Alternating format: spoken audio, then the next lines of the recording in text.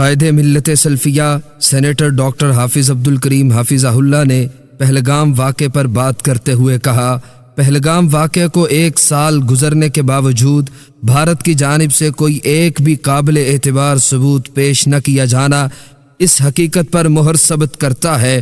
یہ ایک منظم فالس فلیگ آپریشن اور بدترین سازش تھی۔ نریندر مودی کی قیادت میں بھارتی حکومت مسلسل جھوٹ، فریب اور پراپوگنڈے کے ذریعے نہ صرف اپنے عوام بلکہ عالمی برادری کو گمراہ کرنے کی ناکام کوشش کرتی رہتی ہے۔ بھارت کی یہ مکاری اور دوہرا معیار اب کسی سے پوشیدہ نہیں رہا۔ کشمیر ایک بین الاقوامی طور پر تسلیم شدہ تنازع ہے، مگر اسے دبانے کے لیے بھارت نت نئے ڈرامے رچا رہا ہے اور خطے کے امن کو داؤ پر لگاتا ہے۔ ہم واضح اور دو ٹوک الفاظ میں کہنا چاہتے ہیں کہ پاکستان نہ ماضی میں کسی دباؤ میں آیا اور نہ آئندہ آئے گا۔ قائد ملت سلفیہ سینیٹر ڈاکٹر حافظ عبدالکریم حفظہ اللہ نے مزید کہا کہ بھارت کو یہ بات یاد رکھنی چاہیے کہ جس طرح اس کی ہر جارحیت اور سازش کا پاکستان نے پہلے بھرپور، مؤثر اور فیصلہ کن جواب دیا،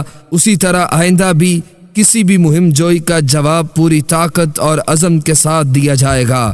پاکستان امن کا خواہاں ضرور ہے، مگر اپنی خود مختاری، وقار اور سلامتی کے دفاع میں کسی قسم کی کمزوری نہیں دکھائے گا اور دشمن کی ہر چال کو اسی کی زبان میں جواب دیا جائے گا۔